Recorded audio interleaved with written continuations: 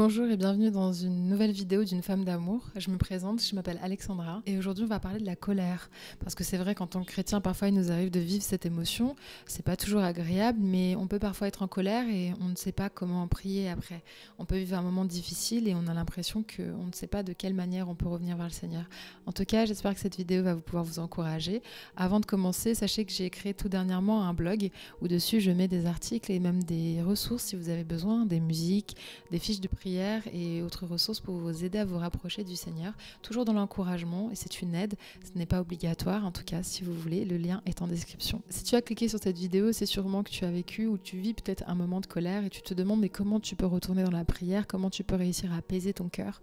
Ça peut être dû à des personnes extérieures, ça peut être dû à des choses que tu as vécues dans ta journée ou d'autres choses plus intimes. Sache en tout cas que la colère est quelque chose qu'on traverse, on ne peut pas éviter, c'est une émotion qu'on vit, mais elle ne doit pas s'accrocher à notre cœur. Si elle s'y est accrochée, c'est sûrement parce qu'il y a quelque chose de plus fort à l'intérieur, et j'aimerais qu'on puisse parler de ça parce que le but c'est pouvoir à la fin de cette vidéo vous motiver, vous encourager à retourner dans la prière et à demander au Seigneur de restaurer votre cœur pour éviter que la colère devienne de l'amertume et que de l'amertume devienne de la haine. Il m'est arrivé de vivre des moments de colère, des moments où j'avais l'impression que je ne voulais même plus prier. Généralement quand on est en colère, on va vouloir se renfermer, on va vouloir se mettre à part ou on va vouloir exploser.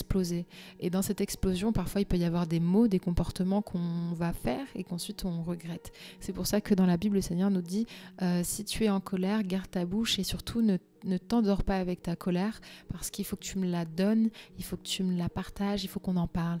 Parce que si vous dormez en fait avec la colère, elle va se diluer en d'autres émotions comme je l'ai dit précédemment et ça peut affecter après différentes parties de votre corps spirituel. Et cette colère peut grandir de plus en plus et elle sera de plus en plus difficile à arracher. C'est comme une plante, lorsque les racines de la colère vont pouvoir avoir de l'espace, du temps pour pouvoir s'infuser à l'intérieur de la terre, c'est là que le problème est parce qu'il va falloir ensuite après arracher la plante.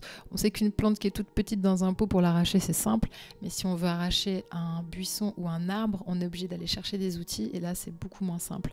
C'est pour ça que je vous encourage, si vous êtes en colère ou si vous l'avez été et que cette colère est encore présente, d'aller dans l'intimité avec le Seigneur et de lui dire et de lui partager ce moment de colère, de lui dire pourquoi vous avez mal. Si vous devez même lui faire part à nouveau de ce moment difficile, parlez-lui. Parce que le Seigneur, lui, il est venu justement pour ça. Il est venu pour qu'on lui partage ses peines, ses douleurs, ses colères. Il sait.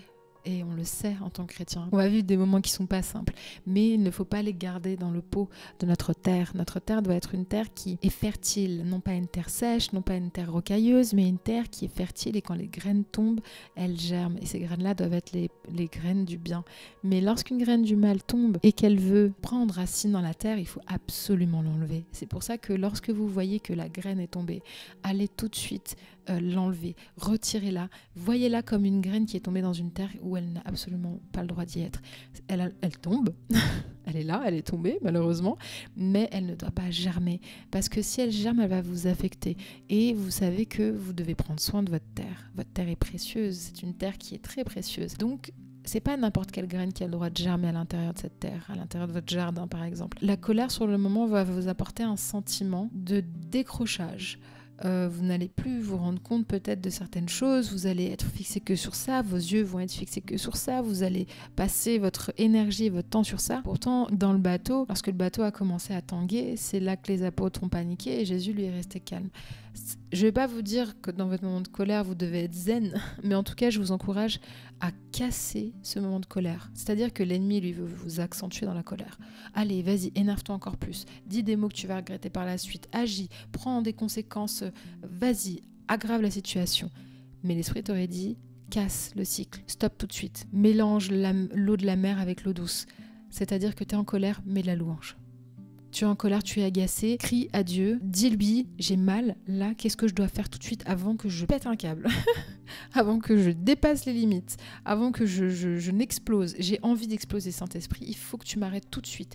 Vous êtes accompagné, vous n'êtes pas seul sur terre.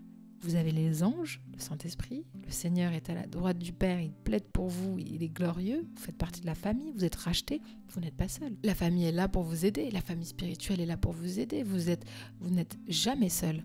Donc vous avez le droit de parler, vous avez le droit de dire, là, je vais faire une action, je risque de le regretter, aide-moi Saint-Esprit.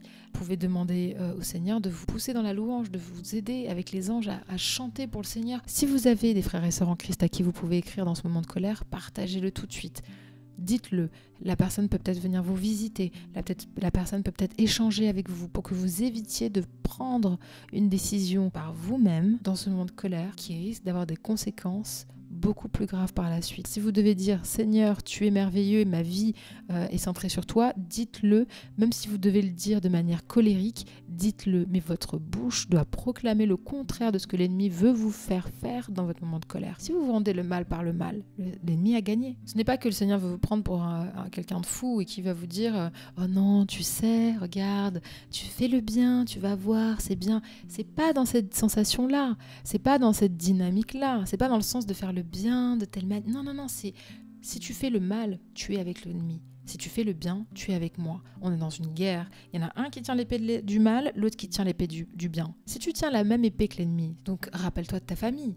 Et pour vaincre le mal, on peut le vaincre que par le bien. On ne peut pas vaincre le mal par autre chose qu'en faisant le bien. C'est le contraire, c'est une bataille. Vous ne pouvez pas lutter avec l'ennemi en faisant exactement ce que lui fait. Si vous êtes en colère, n'allez pas dans le sens de la colère en commençant à employer des mots et à partir. Non, non, non, non. Fais le bien. Fais le bien. C'est là qu'est notre richesse, c'est là qu'est ton héritage, c'est là qu'est ta puissance. Parce que celui qui a compris qu'il doit faire le bien, même lorsqu'il vit du mal, c'est là qu'il a compris dans quel genre de guerre, dans quel genre de combat nous sommes. Après, il y a tout le côté de faire le bien aussi parce qu'on est dans le Seigneur. Et après, il y a tout le côté spirituel, autrement dit. Mais là, je parle vraiment du combat lorsque vous êtes dans la colère.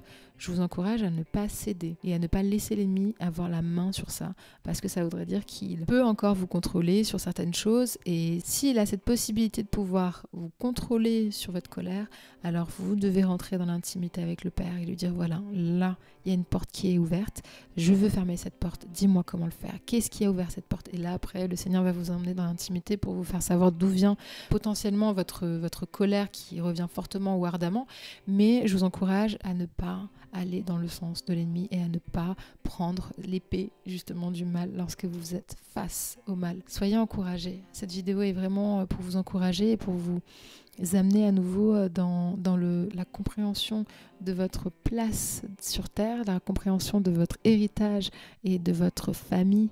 Nous sommes là pour nous encourager. Soyez bénis. Si vous voulez des ressources, n'hésitez pas. En barre d'infos, vous allez voir le lien de mon blog. Soyez richement bénis. Je vous porte dans mon cœur et je vous dis à bientôt. Au revoir.